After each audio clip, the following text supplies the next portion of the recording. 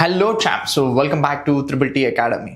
ಎಲ್ಲ DCET ವಿದ್ಯಾರ್ಥಿಗಳು DCET 2026 online applications ಆಗ್ತಿರ್ಬೇಕಾದ್ರೆ ಮೆನಿ ಆಫ್ ಯು ತುಂಬ ಪ್ರಾಬ್ಲಮ್ಸ್, ತುಂಬ ಇಶ್ಯೂಸ್ನ ಫೇಸ್ ಮಾಡಿದ್ದೀರಾ. ಎಷ್ಟೋ ಜನ ಯೂಟ್ಯೂಬ್ ಕಮೆಂಟಲ್ಲೂ ಕಮೆಂಟ್ ಹಾಕ್ತಿದ್ದೀರಾ, ಆ್ಯಂಡ್ ದೆನ್ ಎಷ್ಟೋ ಜನ ಪರ್ಸ್ನಲ್ ಆಗೂ ಸಹ ರೀಚ್ ಔಟ್ ಹಾಕ್ತಿದ್ದೀರಾ ರಿಗಾರ್ಡಿಂಗ್ ಯೋರ್ ಅಪ್ಲಿಕೇಶನ್ ಇಶ್ಯೂಸ್ ಬರ್ತದೆ ಸರ್, ಏನು ಮಾಡಬೇಕು ಅಂತ. ಸೊ ಆ ಒಂದು ರಿಗಾರ್ಡಿಂಗಲ್ಲಿ ಇವತ್ತು ಯಾರೆಲ್ಲ ಕ್ವೆಶನ್ಸ್ ಕೇಳಿದ್ದೀರಾ, ಮೆನಿ ಆಫ್ ಯುವರ್ ಡೌಟ್ಸ್ನ ಈ ಒಂದು ವಿಡಿಯೋದಲ್ಲಿ ಕ್ಲಿಯರ್ ಮಾಡೋದಕ್ಕೆ ಅಂತಲೇ ಈ ಒಂದು ವಿಡಿಯೋನ ರೆಕಾರ್ಡ್ ಮಾಡ್ತಿರೋದು. ಸೊ ಇದರಲ್ಲಿ ಆಲ್ಮೋಸ್ಟ್ ಆಲ್ ಕ್ವೆಶನ್ಸ್ಗೆ ಆನ್ಸರ್ ಸಿಗ್ತಾ ಹೋಗುತ್ತೆ. ಸೊ ಸ್ಟೇ ಟ್ಯೂನ್ ಟಿಲ್ ಎಂಡ್ವರೆಗೂ ವಾಚ್ ಮಾಡಿ. ಸೊ ಇದು ರ್ಯಾಂಡಮ್ ಅಸಂಪ್ಷನ್ ಆಗಿ ನಿಮಗೆ ಆನ್ಸರ್ ಮಾಡ್ತಿರೋದಲ್ಲ, ವಿತ್ ಪ್ರೂಫ್ ಅಂದರೆ ನಾವು ಕರ್ನಾಟಕ ಎಕ್ಸಾಮಿನೇಷನ್ಸ್ ಅಥಾರಿಟಿ ಅವ್ರಿಗೆ ಕಾಲ್ ಮಾಡಿ ಎಲ್ಲ ಡೌಟ್ಸನ್ನು, ನಿಮಗೆ ಏನೇನೆಲ್ಲ ಡೌಟ್ಸ್ ಇದೆಯೋ, ಸ್ಟೂಡೆಂಟ್ಸ್ಗೆ ಯಾವುದೆಲ್ಲ ಪಾಸಿಬಿಲಿಟಿ ಡೌಟ್ಸ್ ಬರ್ಬೋದು, ಎಲ್ಲ ಡೌಟ್ಸ್ಗೂ ಆನ್ಸರ್ ತೊಗೊಂಡು ನಿಮಗೆ ಈ ವಿಡಿಯೋನ ರೆಕಾರ್ಡ್ ಮಾಡ್ತಿರೋದು. ಸೊ ಹಾಗಾಗಿ ಯಾರೆಲ್ಲ ಮೊದಲನೇ ಸಲ ನಮ್ಮ ಚಾನಲ್ನ ವ್ಯೂ ಮಾಡ್ತಿದ್ದೀರೋ, don't forget to subscribe our channel, and then ಈ ಇಂಪಾರ್ಟೆಂಟ್ ವಿಡಿಯೋನ ನಿಮ್ಮ ಫ್ರೆಂಡ್ಸ್ಗೂ ಸಹ ಶೇರ್ ಮಾಡಿ. ಸೊ ದ್ಯಾಟ್ ಅವರು ಏನಾದರೂ ಸೇಮ್ ಇಶ್ಯೂಸ್ನ ಫೇಸ್ ಮಾಡ್ತಿದ್ರೆ ಅವ್ರಿಗೂ ಸಹ ಆನ್ಸರ್ ಸಿಗ್ತಾ ಹೋಗುತ್ತೆ.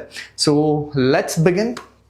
ತಮ್ಮೆಲ್ರಿಗೂ ಗೊತ್ತೇ ಇರೋದ್ರಾಗೆ ಒಂದು ಕ್ವಿಕ್ ಅಪ್ಡೇಟ್. ಕರ್ನಾಟಕ ನಮ್ಮ ತ್ರಿಬಲ್ ಟಿ ಅಕಾಡೆಮಿ ಕಡೆಯಿಂದ ಎವ್ರಿ ಇಯರ್ DCET ಕ್ಲಾಸಸನ್ನು ಕಂಡಕ್ಟ್ ಮಾಡ್ತಿದ್ದೀವಿ. ಹಾಗೆ ರ್ಯಾಂಕನ್ನು ಸಹ ಕೊಡ್ತಾ ಬಂದಿದ್ದೀವಿ, ತಮ್ಮೆಲ್ರಿಗೂ ಗೊತ್ತೇ ಇದೆ. ಹಾಗೆ ಈ ವರ್ಷನೂ ಸಹ DCET ಕ್ಲಾಸಸ್ನ ಮಾಡ್ತಾ ಇದ್ದೀವಿ. ಒನ್ ಮೋರ್ ಬ್ಯಾಚ್ ಕಂಡಕ್ಟ್ ಮಾಡ್ತಿದ್ದೀವಿ. So those who want wish to join our academy, you can contact to this numbers and then you can enroll yourself. So ಈ ವರ್ಷ ಯಾರೆಲ್ಲ ಫಸ್ಟ್ ರ್ಯಾಂಕ್ ತೆಗಿತಾರೋ ಅವ್ರಿಗೆ 1 lakh rupees ನಿಮ್ಮ engineering ಫೀಸನ್ನು 1 lakh rupeesನ ಕೊಡ್ತಿದ್ದೀವಿ. And then second rank 50,000 rupeesನ ಕೊಡ್ತಿದ್ದೀವಿ. Not only this, many more other ರ್ಯಾಂಕ್ಸ್ಗೂ ಸಹ ನಮ್ಮ ಕಡೆಯಿಂದ ಒಂದಷ್ಟು ಗಿಫ್ಟ್ಸ್ಗಳಿದೆ. ಸೊ ನೀವೇನಾದರೂ ಈ 1,50,000 ತೆಗಿಬೇಕು ಅಂದರೆ ಫಸ್ಟ್ ರ್ಯಾಂಕ್ ನಿಮ್ದಾಗಬೇಕು. So triple T is always with you. Enroll now itself. Let's begin the session.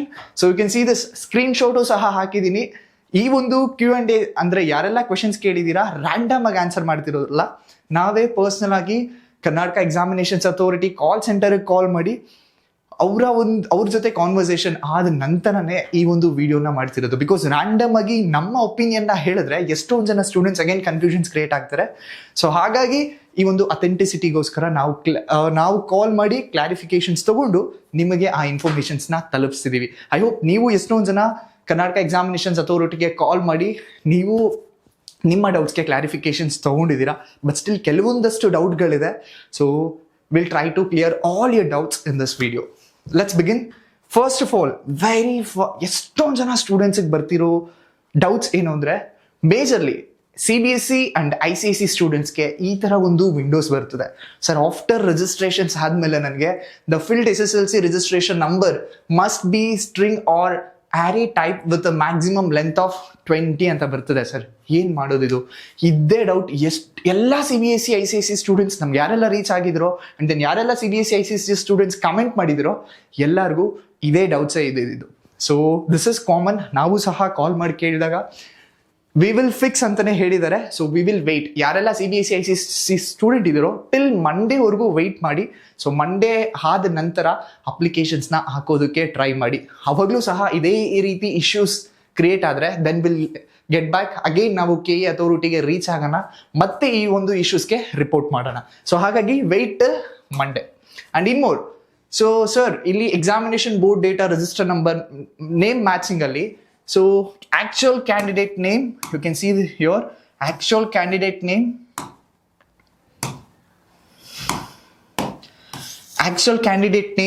so small letter ಇದೆ, name from examinations board capital letter ಇದೆ. ಸೊ ಡಿಫರ್ ಏನಾದರೂ ಇದೆಯಾ, ನಂದು ಏನಾದರೂ ತಪ್ಪಾಗುತ್ತಾ ಅಂತ ಎಷ್ಟೊಂದು ಜನಕ್ಕೆ ಈ ಒಂದು ಡೌಟ್ಸ್ ಬಂದಿರ್ಬೋದು. ಸೊ ಈ ಒಂದು ಡೇಟಾ ನಿಮಗೆ ಫೆಚ್ ಆದಮೇಲೆ you can see this decisions ಅಂತ ಇದೆ. ಈ ಡಿಸಿಷನ್ಸ್ ಅಲ್ಲಿ 2 ಆಪ್ಷನ್ಸ್ ಇದೆ. ಒಂದು ಸೇಮ್ ಆಪ್ಷನ್ಸ್ ಅಂತ ಬರುತ್ತೆ, ಇನ್ನೊಂದು ಪೆಂಡಿಂಗ್ ಅಂತ ಆಪ್ಷನ್ಸ್ ಬರುತ್ತೆ. ಸೊ ಸೇಮ್ ಅಂದ್ರೆ ಏನು, ನೀವೇ ವೆರಿಫೈ ಮಾಡ್ಕೊಬೇಕು. Actual candidate name and name from examinations board ಎರಡೂ ಒಂದೇ ಕ್ಯಾಂಡಿಡೇಟಾ? ಸೊ ಸ್ಪೆಲ್ಲಿಂಗು ಸ್ಮಾಲ್ ಇದ್ರೆ ಕ್ಯಾಪ್ಸ್ ಇದ್ರೆ doesn't matter, name miss match ಇರಬಾರ್ದು ಅಷ್ಟೇ. ಸೊ ಇಫ್ ಎಸ್ ಎರಡೂ ಒಂದೇ ಕ್ಯಾಂಡಿಡೇಟ್ ಆದರೆ ಸೇಮ್ ಅಂತ ಕೊಡಿ and then proceed forward. So I hope ಈ ಒಂದು ಕ್ವೆಶನ್ಸ್ಗೂ ಸಹ ಆನ್ಸರ್ ಸಿಕ್ತು ಅಂತ ಭಾವಿಸ್ತೀನಿ. ಆ್ಯಂಡ್ ಒನ್ ಮೋರ್, ಯಾರೆಲ್ಲ CBSE ICSE ಸ್ಟೂಡೆಂಟ್ಸ್ಗಿದ್ದಾರೋ ಅವ್ರಿಗೆ ಇಲ್ಲಿ ಡೌಟ್ಸ್ ಬಂದೇ ಬರುತ್ತೆ. Have you completed SSLC or 10th qualifications in Karnataka? ಇದರಲ್ಲಿ ಎರಡೇ ಆಪ್ಷನ್ಸ್ ಇರೋದು, ಒಂದು ನೋ ಇದೆ, ಇನ್ನೊಂದು ಎಸ್ ಇದೆ. ಸರ್ ನಾನು ಯಾವ್ದನ್ನ ಸೆಲೆಕ್ಟ್ ಮಾಡಬೇಕು ಅನ್ನೋ ಎಷ್ಟೊಂದು ಡೌಟ್ಸ್ನ ಕೇಳ್ತಿದ್ದೀರಾ.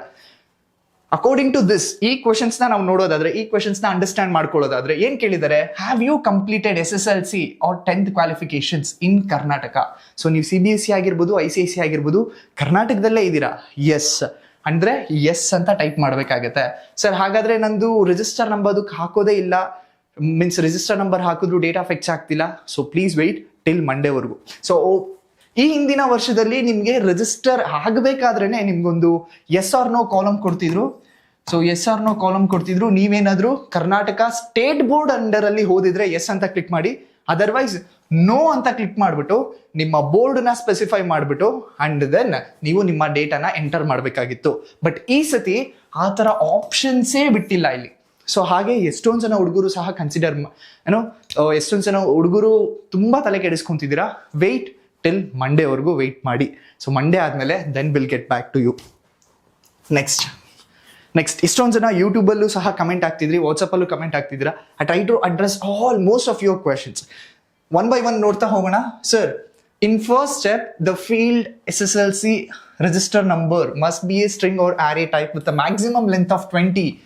I'm CBSE students, sir, what to do? ನಾ ಹೇಳಿದ್ನಲ್ಲ, ವೆಯ್ಟ್ ಟಿಲ್ ಮಂಡೇ. ಯಾರೆಲ್ಲ ICSE CBSE ಸ್ಟೂಡೆಂಟ್ಸ್ ನೋಡ್ತಿದ್ದೀರೋ, ಮಂಡೇವರೆಗೂ ವೆಯ್ಟ್ ಮಾಡಿ. ಮಂಡೇ ಆದ ನಂತರ ಅಪ್ಲೈ ಮಾಡಿ. Hi sir, I full first step, some network issue, I log out. Can I continue from second step? Yes, first ಸ್ಟೆಪ್ನ ನೀವು ಕಂಪ್ಲೀಟ್ ಆಗಿ ಪ್ರೊಸೀಜರ್ನ ಫಾಲೋ ಮಾಡಿ, ಕಂಪ್ಲೀಟ್ ಎಲ್ಲ ಡೇಟಾನು ಫಿಲ್ ಮಾಡಿದ್ರೆ ಆಟೋಮೆಟಿಕ್ ಆಗಿ ಲಾಗೌಟ್ ಆದ್ರೂ ಮತ್ತೆ ಲಾಗಿನ್ ಆಗಿ ಸೆಕೆಂಡ್ ಸ್ಟೆಪ್ ಇಂದ ಕಂಟಿನ್ಯೂ ಮಾಡ್ಕೊಂಡು ಹೋಗಿ. If in case first step ಅಲ್ಲಿ ಸರ್ ಇಲ್ಲ ಸರ್ ನಾನು ಫಿಲ್ ಮಾಡಿದ ಡೇಟಾ ಎಲ್ಲ ಹೋಗ್ಬಿಟ್ಟಿದೆ ಅಂದ್ರೆ ಡೋಂಟ್ ವರಿ, ಮತ್ತೆ ಫಸ್ಟ್ ಸ್ಟೆಪ್ನು ಸಹ ಫಿಲ್ ಮಾಡಿ ಮುಂದೆ ಹೋಗಿ. Next sir, how to see for if the application submitted successfully or not? So yes, very important questions. So ಒಂದು ಸಲ ಕರ್ನಾಟಕ ಎಕ್ಸಾಮಿನೇಷನ್ಸ್ ಅಥಾರಿಟಿ ಹೋದ್ರೆ ಯು ಕ್ಯಾನ್ ಸಿ ದಿಸ್. ನಿಮ್ದು ಫಸ್ಟ್ ಸ್ಟೆಪ್ ಅಲ್ಲಿ ಅಕೌಂಟ್, ನಿಮ್ಮ ಅಪ್ಲಿಕೇಶನ್ ಸಬ್ಮಿಟ್ ಆಗಿಲ್ಲ, ಅಪ್ಲಿಕೇಶನ್ ಪ್ರೊಸೆಸಿಂಗ್ ಅಲ್ಲಿ ಇದೆ, ಇನ್ನು ಫಿಲ್ ಮಾಡ್ತಿದ್ದೀರಾ ಅಂದ್ರೆ you can see this pending options ಬರ್ತದೆ. ಒನ್ಸ್ ನಿಮ್ದು ಅಪ್ಲಿಕೇಶನ್ ಸಬ್ಮಿಟ್ ಆದ್ರೆ ನಿಮ್ಗೆ ಪೆಂಡಿಂಗ್ ಆಪ್ಷನ್ಸ್ ಬರಲ್ಲ, ಕಂಪ್ಲೀಟೆಡ್ ಅಂತ ಬರುತ್ತೆ. Have you seen the observed? So ಎರಡು ಬೇರೆ ಬೇರೆ ಸ್ಟೂಡೆಂಟ್ಸ್ದು. ಇಲ್ಲಿ ಇವರು ಇನ್ನೂ ಅಪ್ಲಿಕೇಶನ್ಸ್ ಹಾಕ್ತಿರ್ತಾರೆ, ಇನ್ನೂ ಕಂಪ್ಲೀಟ್ ಆಗಿಲ್ಲ, ಸೊ ಹಾಗಾಗಿ ಪೆಂಡಿಂಗ್ ಅಂತ ಬಂದಿದೆ. ಈ ಕ್ಯಾಂಡಿಡೇಟು ಅಪ್ಲಿಕೇಶನ್ಸ್ ಹಾಕಿ ಅವರು ಫೀನು ಪೇಮೆಂಟ್ ಮಾಡಿಬಿಟ್ಟಿದ್ದಾರೆ, ಸೊ ಹಾಗಾಗಿ ಕಂಪ್ಲೀಟೆಡ್ ಅಂತ ಬಂದಿದೆ. So you can see thus. I hope ಈ ಒಂದು ಕ್ವಶನ್ಸ್ಗೆ ಆನ್ಸರ್ ಸಿಕ್ತು ಅಂತ ಭಾವಿಸ್ತೀನಿ. The next question is, sir, income certificate students or parents? So ನೀ ಎಕ್ಸಾಮ್ ಬರೀತಿರೋದು, ನಿನಗೆ ರಿಸರ್ವೇಷನ್ಸ್ ಕ್ಲೈಮ್ ಮಾಡ್ತಿರೋದು, ಇನ್ಕಮ್ ಎಲ್ಲ ನಿಮ್ಮ ಪೇರೆಂಟ್ಸ್ದೇ ಇರ್ಬೋದು, ಬಟ್ ಇನ್ಕಮ್ ಸರ್ಟಿಫಿಕೇಟ್ ಅಲ್ಲಿ ನಿಮ್ಮ ನೇಮು ಸಹ ಮೆನ್ಷನ್ ಆಗಿರಬೇಕು. That is important. Next, do you need a study and rural certificate? Study certificate, for study certificate, yes, ನಿಮಗೆ minimum 7 years certificate is common, compulsory 7 years certificate ಇರಲೇಬೇಕು. And then rural certificate, ನೀವೇನಾದರೂ rural ರಿಸರ್ವೇಷನ್ಸ್ನ claim ಮಾಡೋದಾಗಿದ್ರೆ ನಿಮಗೆ rural certificate ಸಹ ಕಂಪಲ್ಸರಿಯಾಗಿ ಬೇಕೇ ಬೇಕು. Sir, in the step 1 it's showing like the files SSLC register number being string array inbox and minus ICSE. ನಾ ಆಗಲೇ ಹೇಳಿದೆ, ICSE and CBSE student wait till Monday ಆದ ನಂತರ ಅಪ್ಲಿಕೇಶನ್ಸ್ ಹಾಕೋದಕ್ಕೆ ಪ್ರಯತ್ನ ಪಡಿ. ಸರ್, ಡಿಪ್ಲೊಮೊ ರಿಜಿಸ್ಟ್ರೇಷನ್ ನಂಬರ್ ಹೇಗಿರುತ್ತೆ ಅಂತ ರೆಫರೆನ್ಸ್ ಕಳಿಸ್ಬೋದಾ? ನಮ್ಮ ಕಾಲೇಜಲ್ಲಿ ಈ ಥರ ನಂಬರ್ ಹೇಗಿದೆ ಅದನ್ನ ಅಲ್ಲಿ ಅಪ್ಲೈ ಮಾಡ್ತಾರೆ, URL ನಾಟ್ ಫೌಂಡ್ ಅಂತ ಬರ್ತದೆ. ಸೊ ಡಿಪ್ಲೊಮೊ ರಿಜಿಸ್ಟರ್ ನಂಬರ್ ಹೇಗಿದೆ ಅಂತ ಕೇಳ್ತಿದ್ದೀರಾ. ಡಿಪ್ಲೊಮೊ ನೀವು ಓದ್ತಿದ್ದೀರಾ, ಯು ಶುಡ್ ನೋ. ಸೊ ಮೇಜರ್ಲಾಗಿ ಡಿಪ್ಲೊಮೊ ನಂಬರ್ ಹೇಗೆ ಬರುತ್ತೆ, ನಿಮ್ಮ ಕಾಲೇಜ್ ಕೋಡ್ ಬರುತ್ತೆ. College code plus branch plus year and then number, 3 digit number. So for example ಹೇಳೋದಾದ್ರೆ, this is not original diploma register number. For example ಹೇಳೋದಾದ್ರೆ you can see this college code ಏನಂತ ಬರ್ಬೋದು, 203 ಅಥವಾ 108, ಈ ಥರ 3 digit college code number.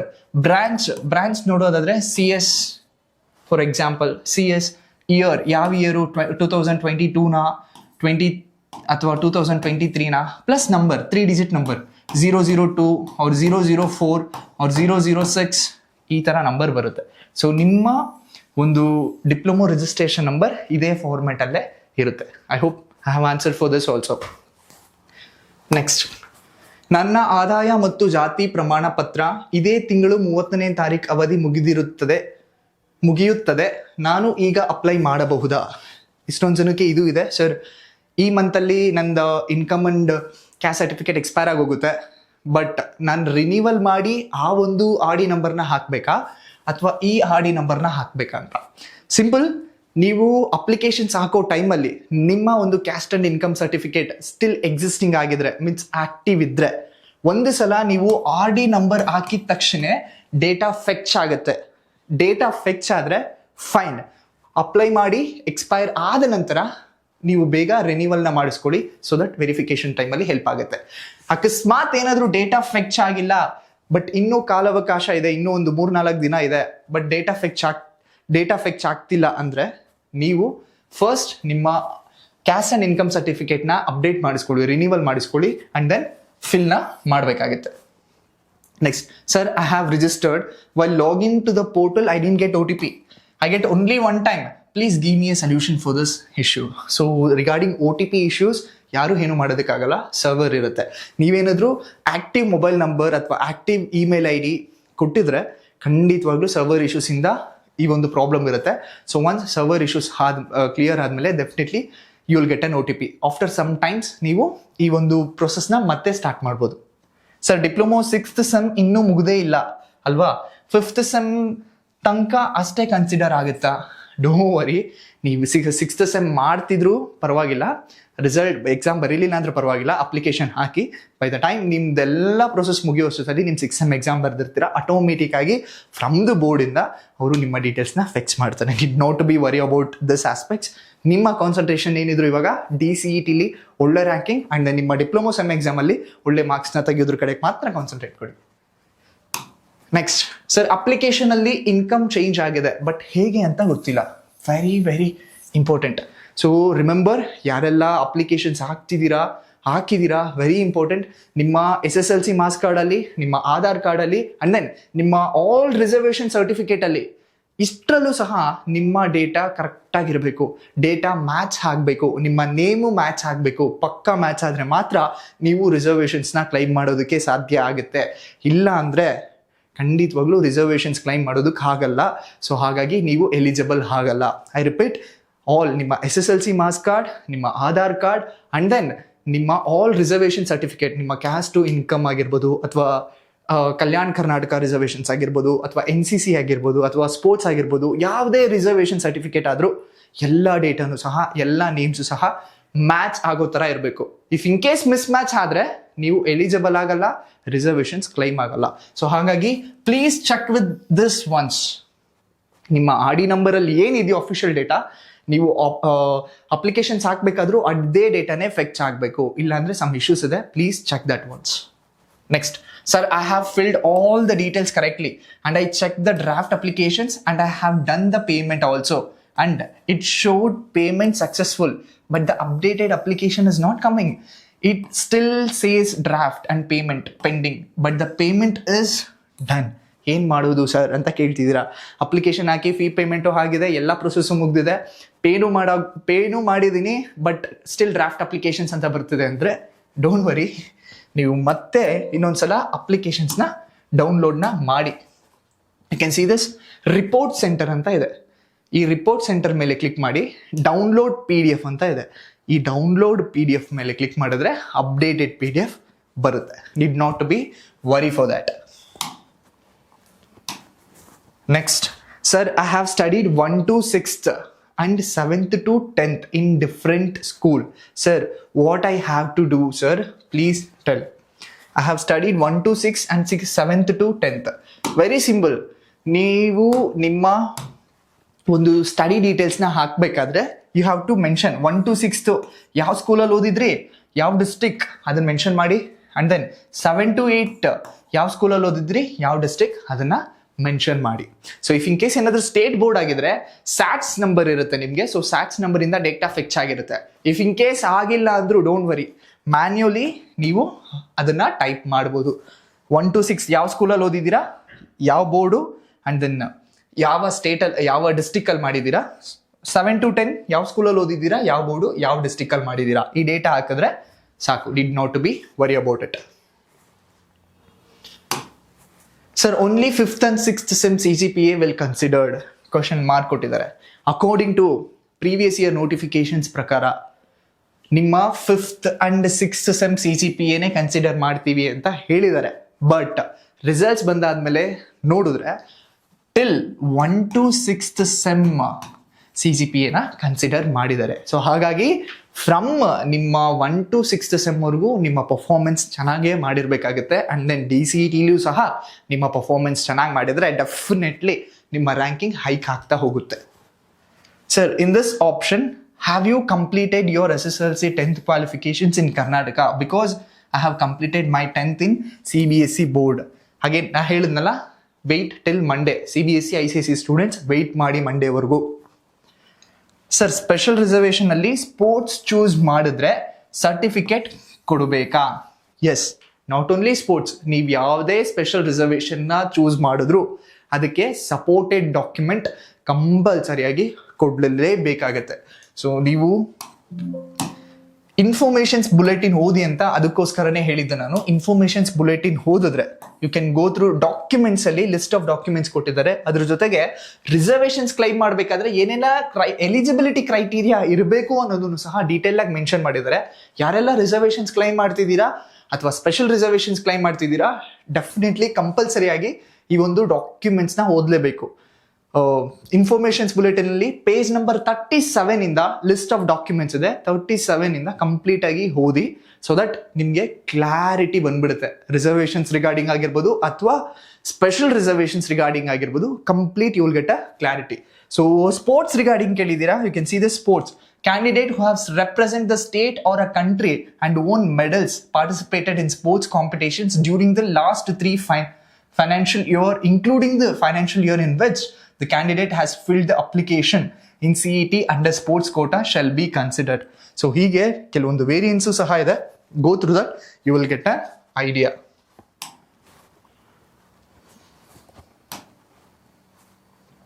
Yes, next question.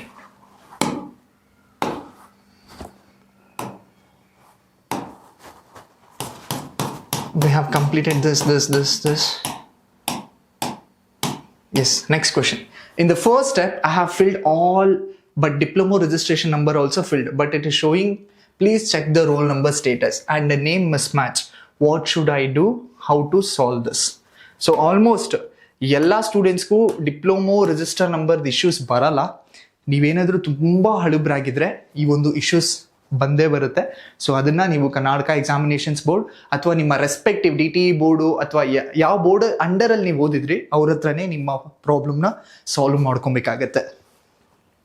Sir DG ಲಾಕರಲ್ಲಿ caste income download ಆಗಿಲ್ಲ, ಆಗ್ದಲೇ ಇರೋದಕ್ಕೆ ಚಾನ್ಸೇ ಇಲ್ಲ. DG ಲಾಕರಲ್ಲಿ ನಿಮ್ಮ ಎಲ್ಲ ಡಾಕ್ಯುಮೆಂಟ್ಸು ಸಹ ಫೆಚ್ ಆಗೇ ಆಗುತ್ತೆ, ಡೌನ್ಲೋಡ್ ಆಗೇ ಆಗುತ್ತೆ. ಕರೆಕ್ಟಾಗಿ ಡಾಕ್ಯುಮೆಂಟ್ಸ್ ಅಲ್ಲಿ ಏನು ಹೆಸರಿದೆ, ಏನು ಕ್ರೆಡೆನ್ಷಿಯಲ್ಸ್ ಇದೆ ಅದನ್ನು ಅಪ್ಲೈ ಮಾಡಿ, ಅದನ್ನು ಸರ್ಚ್ ಮಾಡಿ, ಡೆಫಿನೆಟ್ಲಿ ಡೌನ್ಲೋಡ್ ಆಗೇ ಆಗುತ್ತೆ. ಆ್ಯಂಡ್ ದೆನ್ ಈ ಒಂದು ಡಾಕ್ಯುಮೆಂಟ್ಸ್ ಕುರಿತಾದಂತೆ ಕೆಲವು ಸ್ಟೂಡೆಂಟ್ಸ್, ಸರ್ ಆಂಧ್ರದಲ್ಲಿ ನಂದೆಲ್ಲ ಕ್ರೆಡೆನ್ಷಿಯಲ್, ಆಂಧ್ರದಲ್ಲಿ ಇರೋ ಡೀಟೇಲ್ಸ್ ಇದೆ, ಫಾರ್ ಎಕ್ಸಾಂಪಲ್ ಆಂಧ್ರದಲ್ಲಿ ಅಡ್ರೆಸ್ ಇರಲಿ, ಕ್ಯಾಸ್ಟ್ ಆ್ಯಂಡ್ ಇನ್ಕಮ್ ಸರ್ಟಿಫಿಕೇಟ್ ಇದೆ, ಆಧಾರ್ ಇದೆ, ಬಟ್ ನಾನು ಎಲ್ಲ ಅಪ್ಲೈ ಮಾಡಬೇಕು, ರಿಸರ್ವೇಷನ್ ಸಿಗುತ್ತಾ, ಇಂಥ ಎಲ್ಲ ಕ್ವಶನ್ಸ್ ಕೇಳ್ತಾರೆ. ಬಟ್ ನಿಮಗೆ ಡೇಟಾನೇ ಮಿಸ್ ಮ್ಯಾಚ್ ಇದ್ರೆ ರಿಸರ್ವೇಷನ್ ಸಿಗೋದು ಡೌಟ್ ಆಗುತ್ತೆ. Next 1 to 5th Kannada medium, 6th to 10th English medium. Sir ಇವಾಗ ಕನ್ನಡ ಮೀಡಿಯಂ ಅಂತ ಹಾಕಬೇಕಾ, ಇಂಗ್ಲಿಷ್ ಮೀಡಿಯಂ ಅಂತ ಹಾಕಬೇಕಾ? Very simple.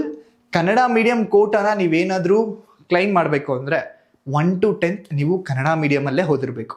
ರೂರಲ್ ಕೋಟಾನ ಕ್ಲೈಮ್ ಮಾಡಬೇಕು ಅಂದರೆ 1 to 10th ರೂರಲಲ್ಲೇ ಓದಿರಬೇಕು. ಹಾಗಿದ್ರೆ ಮಾತ್ರ ನೀವು ಎಲಿಜಿಬಲ್ ಆಗ್ತೀರಾ. ಇಲ್ಲ ಸರ್ 5 years ಓದಿದ್ದೀನಿ, 3 years ಓದಿದ್ದೀನಿ ಅಂದರೆ ಎಲಿಜಿಬಲ್ ಹಾಕೋದಿಲ್ಲ. ಹಾಗೇನೆ ಇದ್ರ ರಿಗಾರ್ಡಿಂಗ್ ಆಗು ಸಹ ಇನ್ಫಾರ್ಮೇಷನ್ಸ್ ಬುಲೆಟ್ ಅಲ್ಲಿ ಡೀಟೇಲ್ ಆಗಿ ಕೊಟ್ಟಿದ್ದಾರೆ. Please go through that. Next ನಾ ಹೇಳಿದ್ನಲ್ಲ, ಇದೆಲ್ಲ ಕ್ವೆಶನ್ಸ್ಗೂ ಸಹ answer it's not my opinion ಅಥವಾ ನಮ್ಮ ಎಕ್ಸ್ಪೀರಿಯನ್ಸ್ ಸಜೆಷನ್ಸ್ ಅಲ್ಲ. ಕರ್ನಾಟಕ ಎಕ್ಸಾಮಿನೇಷನ್ಸ್ ಅವ್ರ ಹತ್ರ ಕಾಲ್ ಮಾಡಿ ಆಲ್ಮೋಸ್ಟ್ 7 minutes ಮಾತಾಡಿ ಇದೆಲ್ಲ ಕ್ವೆಶನ್ಸ್ಗೂ ಆನ್ಸರ್ ತಗೊಂಡಾದ್ಮೇಲೆ ನಿಮ್ಮ ಮುಂದೆ ಬಂದ್ಬಿಟ್ಟು ಆ ಒಂದು ಕ್ವೆಶನ್ಸ್ಗೆ ನಾನು ಆನ್ಸರ್ ಮಾಡ್ತಿರೋದು, ಸೊ ದಟ್ ನಮ್ಮ ಒಪಿನಿಯನ್ ಸ್ಟೂಡೆಂಟ್ಸ್ಗೆ ಯಾವುದೇ ರೀತಿಯಾದಂತಹ ತೊಂದರೆ ಆಗಬಾರ್ದು, ಕ್ಲಾರಿಟಿ ಸಿಗಬೇಕು ಅನ್ನೋದಕ್ಕೋಸ್ಕರ ಅಷ್ಟೇ ಈ ಪ್ರಯತ್ನ. ಸೊ ತ್ರಿಬಲ್ ಟಿ ಅಕಾಡೆಮಿ ಯಾವಾಗಲೂ ನಿಮ್ಮ ಜೊತೆ ಇರುತ್ತೆ. You need not to worry about it. So those who want wish to join our courses, you can contact to this number. ಇದೇ ರೀತಿಯಾಗಿ triple T academy from the day 1 ಇಂದ till ನೀವು engineering college join ಆಗೋವರೆಗೂ ನಿಮ್ಮ ಜೊತೆ ಇರ್ತೀವಿ. All your ಪ್ರೊಸೆಸಲ್ಲಿ ನಿಮ್ಮ ಜೊತೆ ನಮಗಾದಷ್ಟು ಗೈಡೆನ್ಸ್ ಮಾಡ್ತಾನೆ ಇರ್ತೀವಿ. We'll all work for you, we'll all with you. Thank you and all the best. Please share this video to your friends. Thank you and all the best.